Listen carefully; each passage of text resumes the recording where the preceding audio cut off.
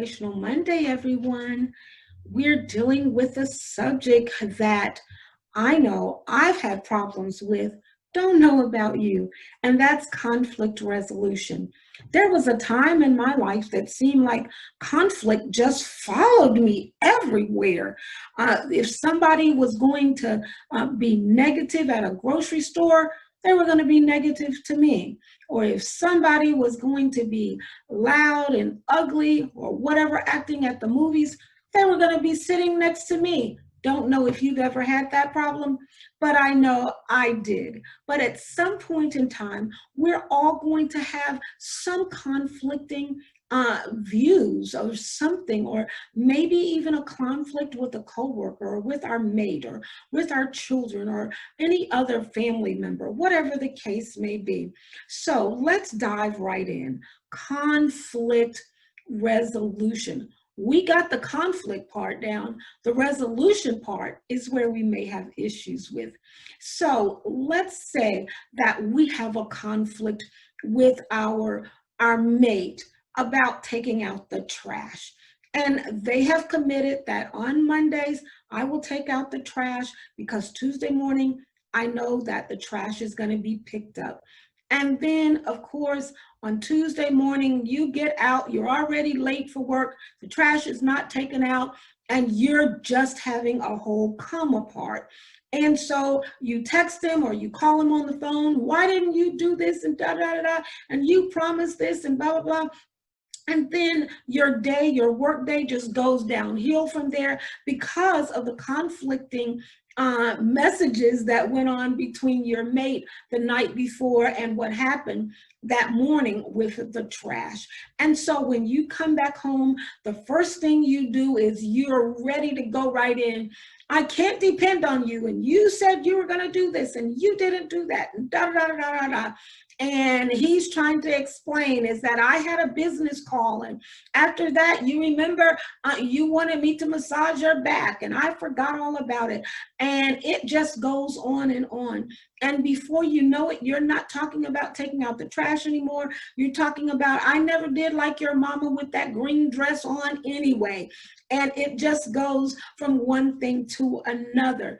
And then after a while, then you're feeling remorse and you're feeling bad because it didn't take all of that. It didn't require so much negative energy that we gave the situation, but we find ourselves in it again. So how do we handle those kind of conflicts? The first thing to remember is that not everything is a 911 situation. What I mean by that is we don't always have to respond right then, that second, to something negative or conflictual that's going on in our lives.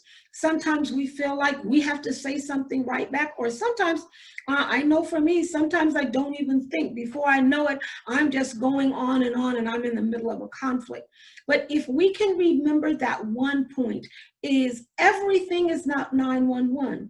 We have at least a few seconds to step back and to say, is this something that I even need to deal with right now?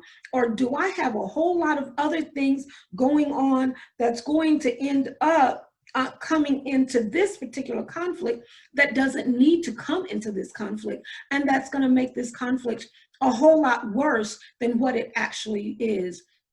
So let's take that time and think about it. Is I do not have to respond right this minute. Then it's always good to plan your response. Go back over and think about what the conflict was and how do I need to respond to it. And sometimes it's very good to write the scenario out. The reason being is because when you write it out, you can actually see like, this is not even something that I need to deal with, or I was just having a whole kind of a day, or whatever the case may be. Or I'm glad I didn't say anything because I would have said this, this, and this, and that is not even necessary. So if you go back over or write out, this is what happened, this is how I would like to respond, is this a good response? And then decide when is a good time to talk about it, especially if it's someone that's near and dear to you, you want to make sure that you give the right response and that they give a positive response. And you can do that whenever you plan. Honey, we need to talk about how you're not cleaning your room up, or how you keep promising that you're going to cut the yard and then you don't, and you get upset when I hire somebody. So what is a good time to discuss that? And I would like for it to be Thursday at 8. Is that good for you? That's when the children are asleep, this, that, and the other. That's important to get a date and a time, because sometimes when people know that there's going to be some major discussion, sometimes they don't ever want to discuss it. And if you just leave it up to them, where we need to discuss this sometime, or can you talk to me about it, they may dodge it because they don't want to deal with the conflict. But that can become a conflict within itself. So it's good if you can get a certain time, and then, as I said, let them know this is what we're going to be talking about. And then whenever we do the conflict resolution, is we have a cutoff time as well.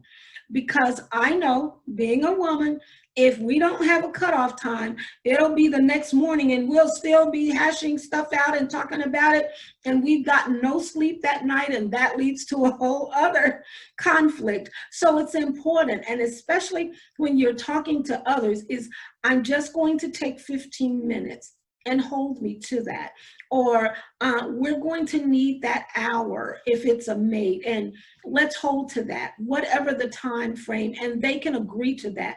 And people will agree more readily whenever there is a time set, because then they know we're just going to deal with this at hand, and it's not going to end up becoming a whole epic series.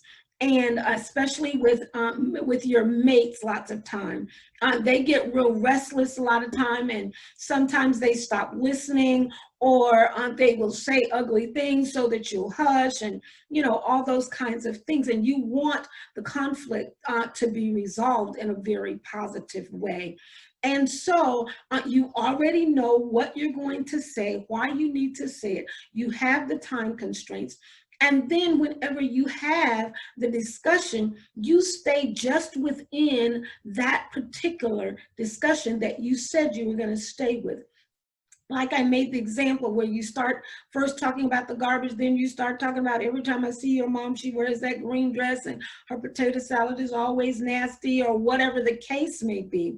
And that can lead to the conflict resolution being unproductive, and being, as I said, something that can be very hurtful and painful for the person. So we're staying right with whatever the conversation is, whatever I said, this is what that I have thought about that needs to be said, and how this can be resolved, and stay on that task.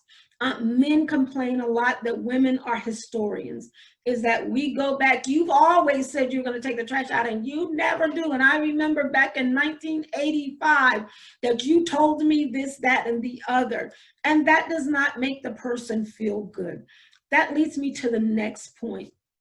If at all heavenly and earthly possible, when you have a conflict resolution, try to allow that other person to save face. It is to come to a positive decision where everybody can win, and not where one wins by the other losing. If at all possible, make it where that person goes away feeling positive about the discussion that was had, and you do as well. So we're not out to throw daggers at the other person and to down them or all of that. We're there to say that you offended me by saying this, and I just wanted to give you an opportunity to explain yourself, and see if we can't come to a better way of, when you have something to say to me, that it's a more productive way and I can receive it in a more positive way. And then at the end, thank you so much for talking with me, and that we were able to to resolve this conflict. Then at the end of that, let it go. and just start all fresh again.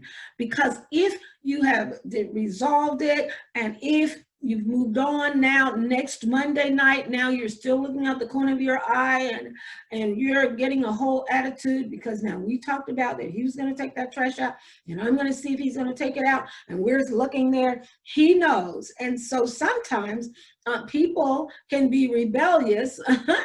And just because I said I was going to take it out and you giving me attitude or whatever, I'm going to wait till I leave to work in the morning. So you think that I didn't take it out because I leave before you, whatever the case may be, because people want that control over themselves. And so it's important that you let it go and give that person an opportunity to make that right and to move on from it. And even if you have the same conflict, deal with that particular issue. Why do we keep having this same conflict? Instead of going back over and then you did this and then you said that and da da da da da, is okay. The way we resolved the conflict before, I see that that's not working, that something is still wrong. And so how can we come to a better decision where this conflict can actually be resolved and it not be to this level again, or it not be a conflict or a problem at all? So the first thing, as I had said, is to see what the conflict is, not have to have a whole 911 situation right then where I've got to say something and something has got to happen and blah, blah, blah, blah. As much as you can, step back and evaluate. Then give yourself time to think about what needs to be done with the conflict that may be brewing. Even how did I contribute to the conflict? Because sometimes we do contribute to it, especially if we've had bad days or negative ideas or thoughts about the person anyway, and then they say good morning and it's on and popping. So it's important in evaluating is, what did I do, or what didn't I do, or what could I have done better? Then set a time, a goal for where we can deal with the conflict. Then just stay within those perimeters of dealing with the conflict, and then let the conflict go. And always remember to allow that other person to save face. One of my favorite shows of all time is the Andy Griffith Show. And I loved when Barney was on. When he wasn't on, I didn't like it quite as much. And one thing I loved about the Andy Griffith Show is that Barney thought that he was the most awesome, that he was such an awesome deputy. He thought he was the best deputy in all of North Carolina. And as we know, he was a little inept and he was always having problems, and something he was doing was always wrong. But why did he think that he was so great? It's because Andy always allowed him to save face, always tried to give him the benefit of the doubt and to cover him whenever he could with goodness and positivity. And as a result, Barney thought he was great. And that's what it's all about, is pouring into that other person to deal with the conflict as quickly as possible and pour love and kindness and positivity into the other person. I hope you've been able to get a little something out of this, our Motivational Monday. And guess what? I look forward to seeing you again. Okay, have a good Motivational Monday.